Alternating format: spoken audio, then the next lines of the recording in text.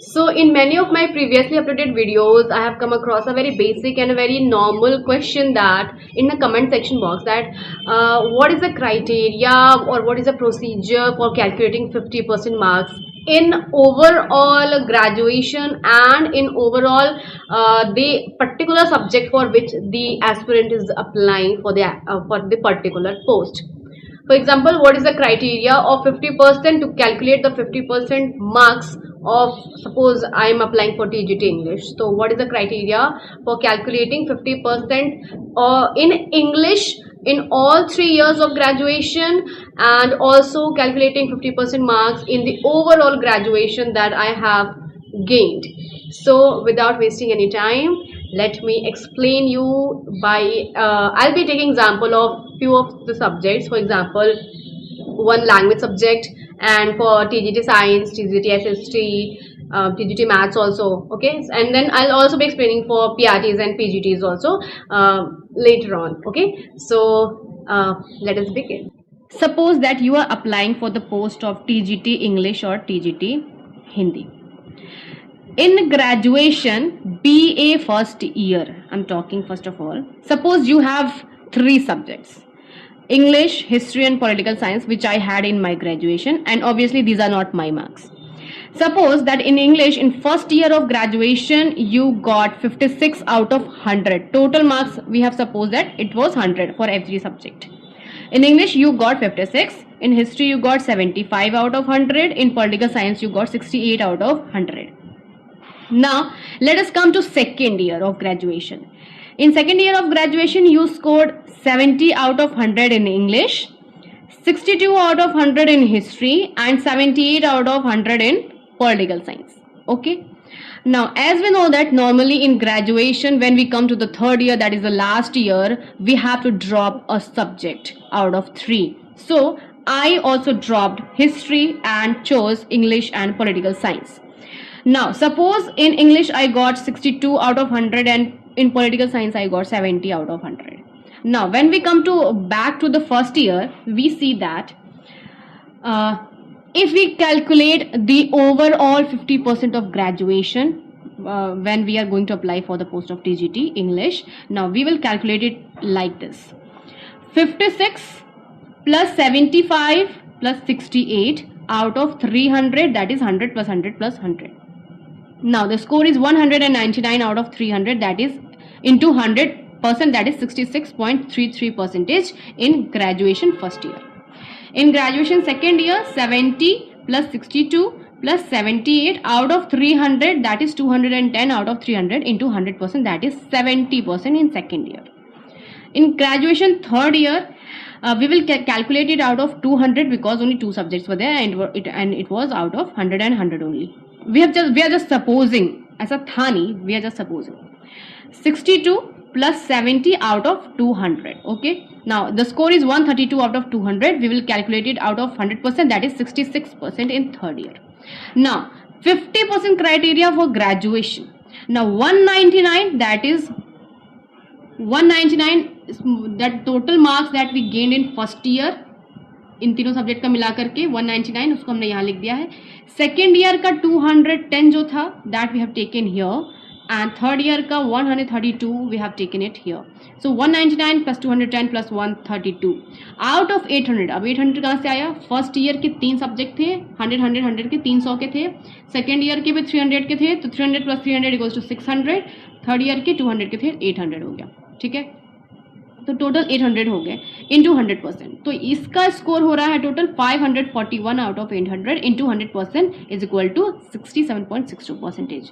That means कि हमें 50% minimum चाहिए था और हमारा 67.62% आया है. That means we are eligible. अगर हम सब्जेक्ट के अगर हम ग्रेजुएशन के परसेंटेज के रिगार्डिंग देखें तो. अब सब्जेक्ट के रिगार्डिंग कि 50% क्राइटेरिया फॉर पर्टिकुलर सब्जेक्ट. अब इंग्लिश में मेरा टीजीटी इंग्लिश की पोस्ट के लिए अप्लाई करना है, तो उसके लिए 50% का क्राइटेरिया होना चाहिए. वो कैसे कैलकुलेट करते हैं, देखो. फर्स्ट ईयर में चलते हैं. इंग्लिश में हमारा 56 था आउट ऑफ 100. ठीक है, सेकेंड ईयर में इंग्लिश में हमारा 70 था आउट ऑफ 100. थर्ड ईयर में हमारा 62 था out of 100. First thing is जिस पर्टिकुलर पोस्ट के लिए we are applying, that subject should be in all 3 years of graduation. ऐसा नहीं है कि इंग्लिश को आपने 2 साल पढ़ा, तीसरे साल छोड़ दिया तो आप उसके लिए अप्लाई कर सकते हैं कि मैंने ग्रेजुएशन में पढ़ा तो था, नहीं, तीनों साल में होना चाहिए वो सब्जेक्ट। अब जैसे कि अगर I wanted to apply, if I would have applied for TGT SST की पोस्ट के अप्लाई किया होता तो मेरे पास हिस्ट्री और पॉलिटिकल साइंस का कॉम्बिनेशन तो था ही फर्स्ट ईयर में, सेकंड ईयर में भी था, पर थर्ड ईयर में कॉम्बिनेशन ब्रेक हो गया क्योंकि एक ही सब्जेक्ट था पॉलिटिकल साइंस और दूसरा मैंने इंग्लिश ले लिया था। अगर मेरे पास हिस्ट्री रहा होता तो शायद I would be eligible for TGT SST. But ठीक है, यहाँ कंफ्यूज नहीं होना है, टीजीटी इंग्लिश की बात हो रही है। तो फर्स्ट ईयर में मेरे 56 थे, सेकंड ईयर में 70 थे, थर्ड ईयर में 62 थे, आउट ऑफ 100 था। अब हम यहाँ पे आ जाते हैं, 56 of first year, 70 of second year and 62 of third year, out of 100 for each year. ठीक है, तो ये क्या हो गया, 6 + 2 = 8, 5, 7 and 6 = 18, that is 188 out of 300। ठीक है, तीनों साल को मिला के 300 हो गया। तो अब यहाँ पे हो गया 188 out of 300 into 100%, that is 62.66%, that means I am eligible, ठीक है, for the post of TGT English. अब देखो, अब आप सोचेंगे, अब एक दूसरे क्राइटेरिया पे आते हैं, 50% criteria for applied subject in for the TGT English और हिंदी पोस्ट। ये सेम चीज हिंदी पोस्ट के लिए भी, टीजीटी हिंदी के लिए भी सेम ही चीज है। बीए फर्स्ट ईयर में अगर मान लो ऐसे, इसके पहले तो हमने देखा कि हमारा ग्रेजुएशन में जो इंग्लिश रहा है first year, second year, third year में, तो फर्स्ट ईयर में हमारे 56 थे, सेकंड ईयर में 70 था और थर्ड ईयर में 62 था, हमेशा आउट ऑफ 100, यानी कि हर बार हम 50% से ज़्यादा ही स्कोर किए थे तीनों साल में। अब अगर किसी साल में ऐसा है कि एक साल में आपका 50% से कम है और बाकी साल में 50% से ज़्यादा है, अब आउट ऑफ 100 देखा जाए तो ये तो बीए फर्स्ट ईयर में अगर मान लो मेरा इंग्लिश में 42 रहा है आउट ऑफ 100, तो ये 50% से कम हो गया। अब क्या करें, सेकेंड ईयर में 56 है आउट ऑफ 100, यहाँ तो चलो ठीक है, थर्ड ईयर में 52 है आउट ऑफ 100, चलो ठीक है। तो अब ऐसा नहीं है कि एक साल में आपका 50% से कम था तो that means you are not eligible, it's nothing like that. ये ऐसा है कि तीनों साल का कैलकुलेट करते हैं, पर्टिकुलरली एक साल का इंडिविजुअली नहीं देखते हैं। ठीक है, तो हम करेंगे 42 + 56 + 62 out of 300, that means 150 out of 300। Now total percentage of subject including marks of all 3 years is 150 out of 300 into 100% is equal to 50%. That means you are eligible for the post of TGT.